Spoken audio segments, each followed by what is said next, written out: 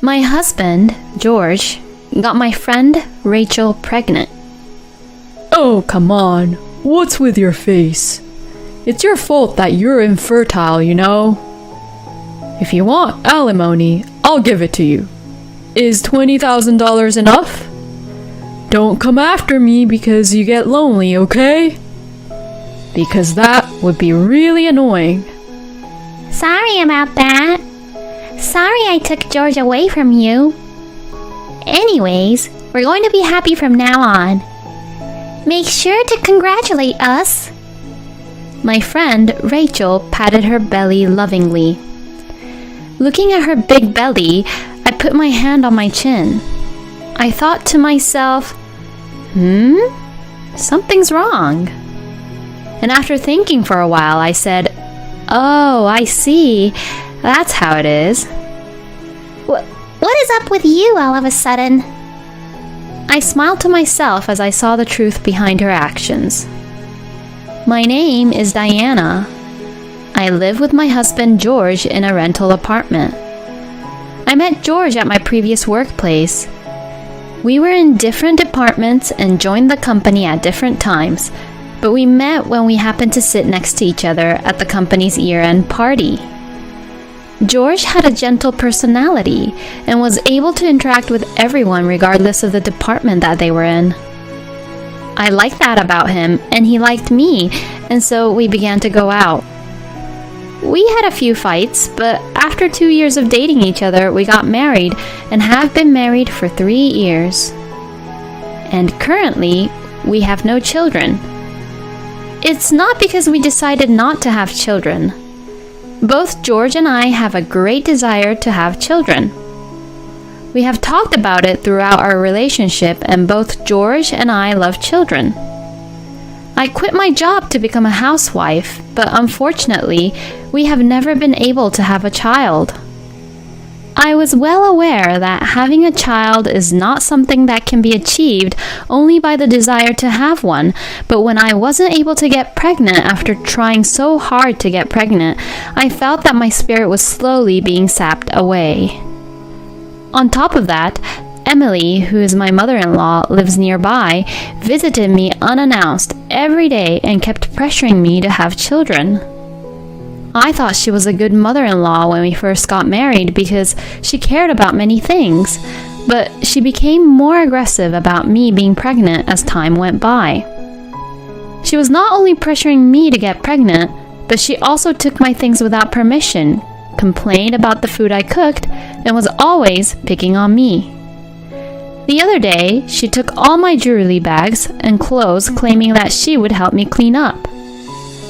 Emily, those are my clothes. I'm still using them, so please don't take them without my permission. What are you even saying? You don't even fulfill your duties as a wife, so aren't you ashamed of yourself buying all these luxurious things? I will use these accessories for you, so be thankful about that. Ugh, I really feel sorry for George.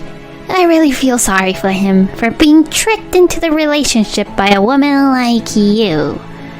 You can't get pregnant, so you're not fit in to be a wife. Just break up with George and get out of our lives.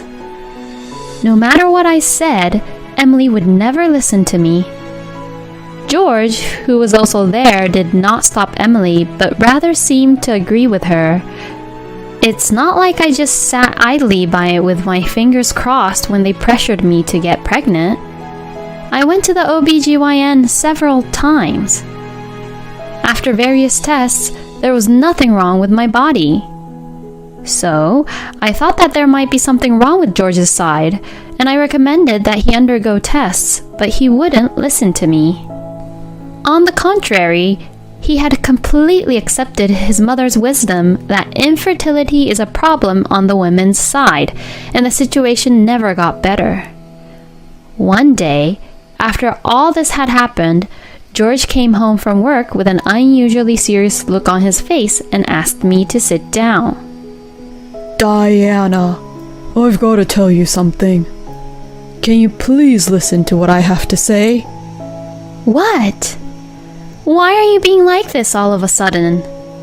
I was going to make dinner, so does it have to be now? George stopped me as I was heading for the kitchen and sat me down on the sofa in the living room. He was sitting cross-legged on the carpet. Then, after about 10 seconds of silence, he opened his mouth. Actually, she's pregnant. So please break up with me. If you want alimony, I'll give it to you. Is $20,000 enough? I'm sure you'd understand, Diana. I've always wanted a child. So like Mom said, I don't want a wife who can't get pregnant. I didn't understand what was being said. All I could say was, "Huh? What?" And no other words came out. I was so stunned, and George began to repeat what he had said. So, I will have a baby with someone else because you wouldn't get pregnant. Well, I feel bad that I made a baby with someone else, even when we haven't had a divorce yet. But that's just the way it is, so I'll pay you alimony. But you have to know that it's all your fault, you know, Diana. If only you had gotten pregnant, this wouldn't have ever happened.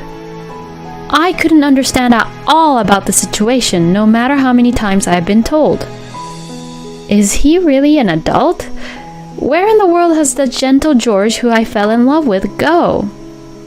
While holding my head because of the migraine I had from listening to him, I asked the one question which was bothering me the most. Who is the other girl? How long have you had that kind of relationship? It's Rachel. You remember, she's your ex-coworker. When I told her you were having troubles to get pregnant, she suggested that she would.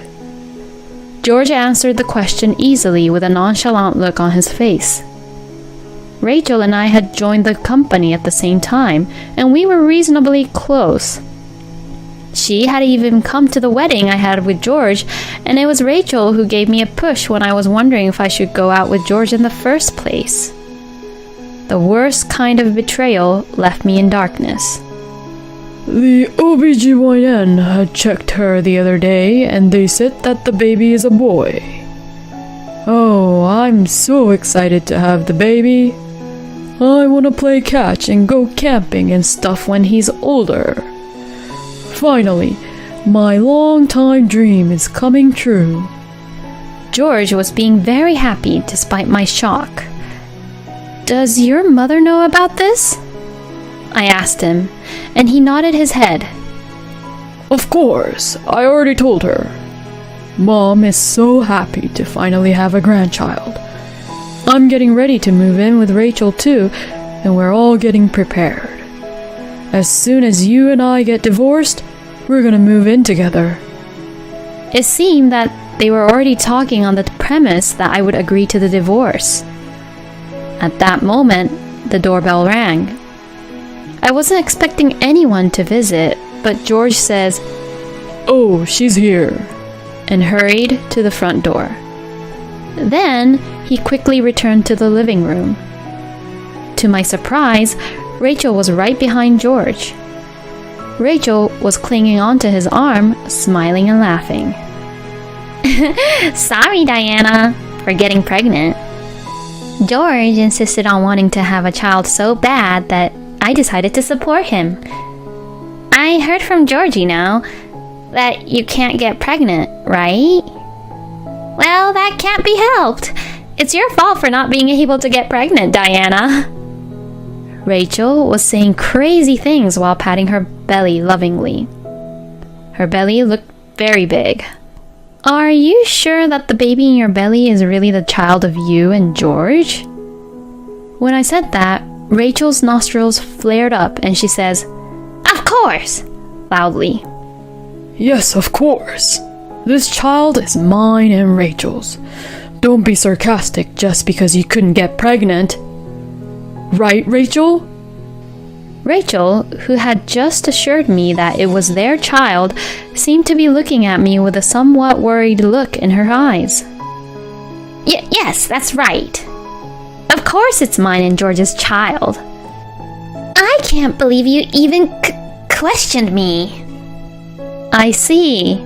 Well, I thought to myself that if that's the case, I'll accept the divorce. With that, I hired a lawyer and decided to file for alimony against both of them. Thanks to the lawyer, I was able to get over $20,000 in alimony and the divorce was finalized without any delay. I decided to move back to my parents' house because I didn't want to be near George and his family. I am sure that the truth will come out soon. A year had passed since then.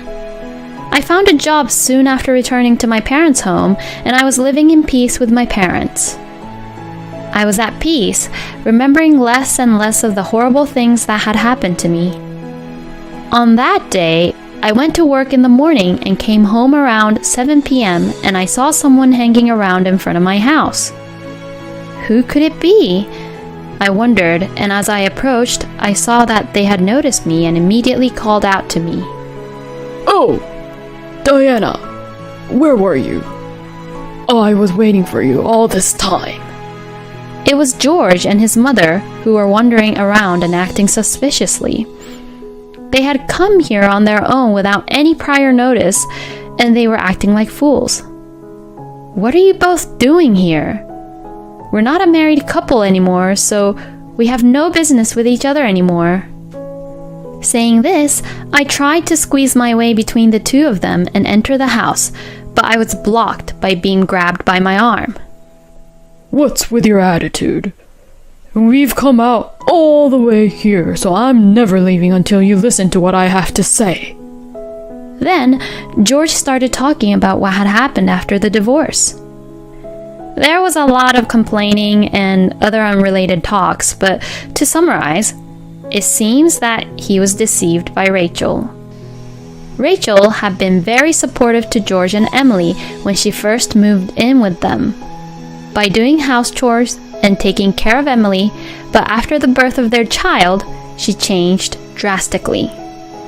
She left all the housework to Emily because she was physically exhausted, and she spent all day online shopping and only took care of the child when she felt like it. There were also concerns about the newborn child. The child did not resemble George at all.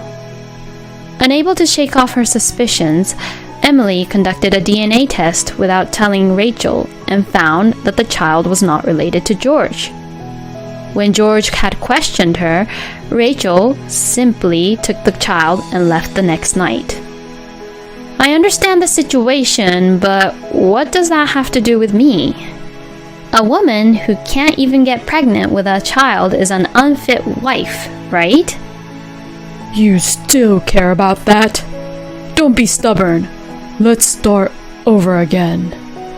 Mom is getting older, and she says it's hard for her to do the house chores every day, and I quit my job and do a part-time job, so our finances are tight. We're divorced, but we used to be a family, so let's help each other out here. Right? Apparently, when we were getting divorced, I sent a letter to George's company of what had happened, which led to rumors about what was going on, and he ended up leaving the company.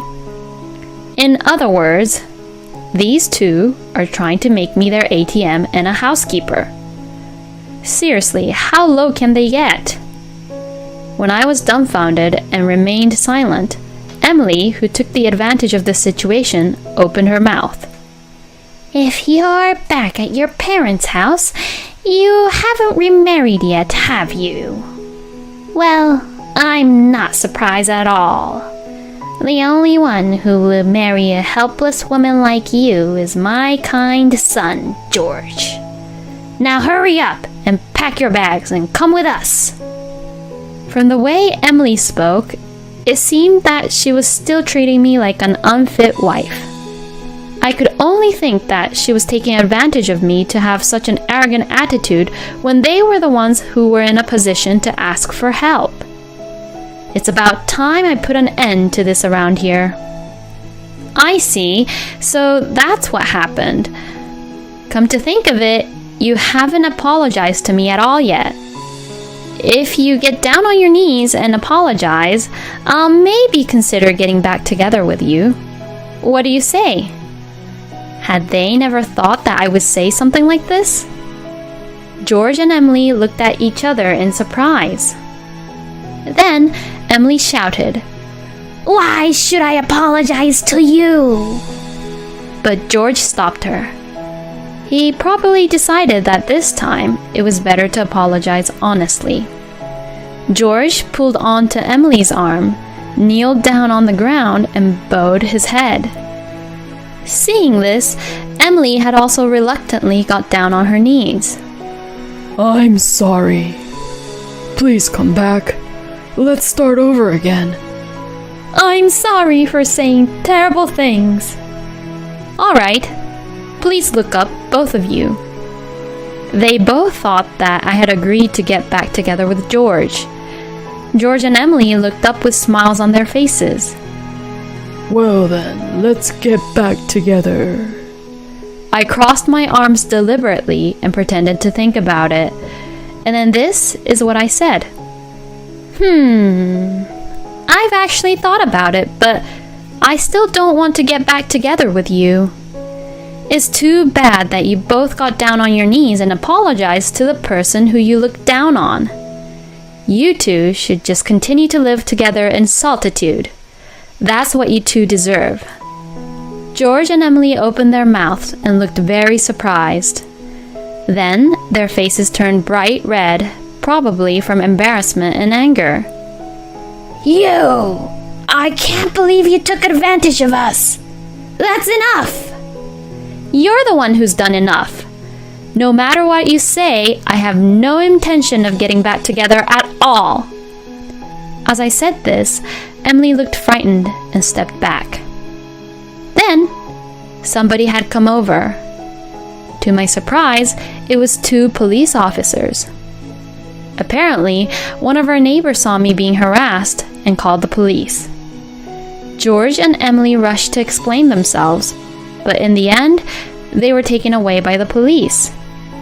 After that, they never came to my parents' house again.